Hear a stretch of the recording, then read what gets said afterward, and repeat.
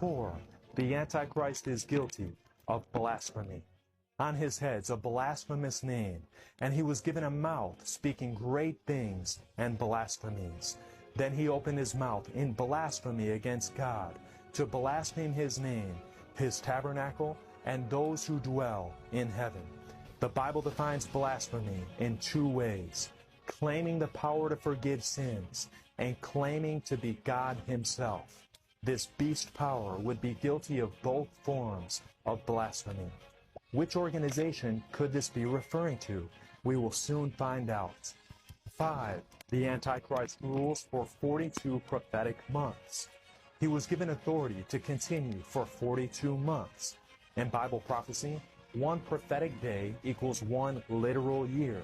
We see this principle in Numbers 14:34 and also Ezekiel 4:6, which says, I have appointed thee each day for a year.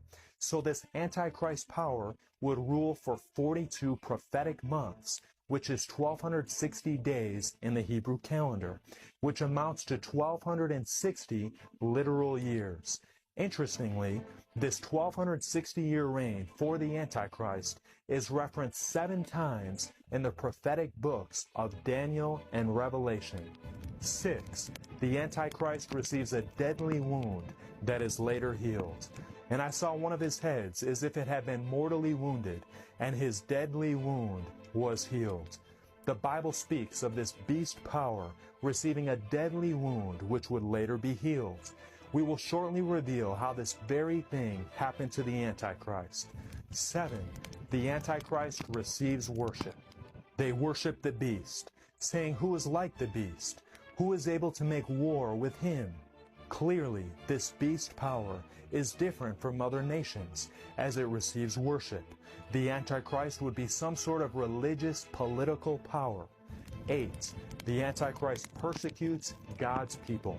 It was granted to him to make war with the saints and to overcome them. The Antichrist would be guilty of mass bloodshed against God's very own people.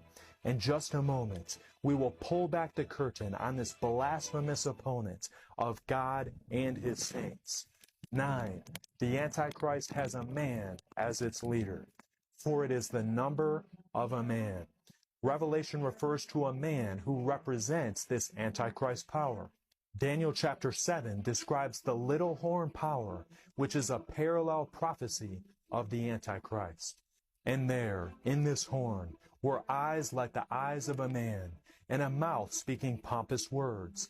This beast power would have a single man who serves as its representative and leader. We will soon reveal who this is. 10. The Antichrist has the number 666. Here is wisdom. Let him who has understanding calculate the number of the beast, for it is the number of a man. His number is 666. Notice that 666 is not the mark of the beast, but it is rather the number of a man. The mysterious number would identify the leader of the Antichrist power. So, who is the Antichrist? Based on these 10 characteristics, some of you may have identified it already. There is only one organization in human history that matches all 10 of these characteristics with perfect accuracy. The Antichrist is none other than the papacy, the Roman Catholic Church-State Union. Shortly, we will see how this institution perfectly fits each of these 10 characteristics. But let us be clear, friends, there are many sincere, loving Christians in the Catholic Church who are doing the best they know. This biblical Antichrist warning is not about the people in the Catholic Church, but it's about a false system which has set itself against God. Once again, God gives us this solemn warning for our blessing and safety. Make sure that you carefully watch each of the following 10 proofs to see how the papacy perfectly matches these biblical descriptions in a way that no other power can.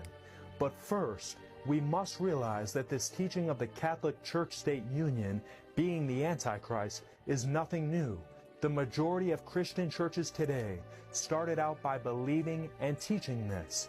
In fact, the leaders of the Protestant Reformation taught this very truth. Consider the words of Martin Luther, the most well-known of the Reformers and the founder of the Lutheran Church. We here are of the conviction that the papacy is the seat of the true and real Antichrist.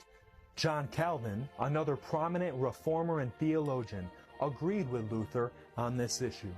Some persons think us too severe and censorious when we call the Roman pontiff Antichrist. I shall briefly show that Paul's words in 2 Thessalonians 2 are not capable of any other interpretation than that which applies them to the papacy.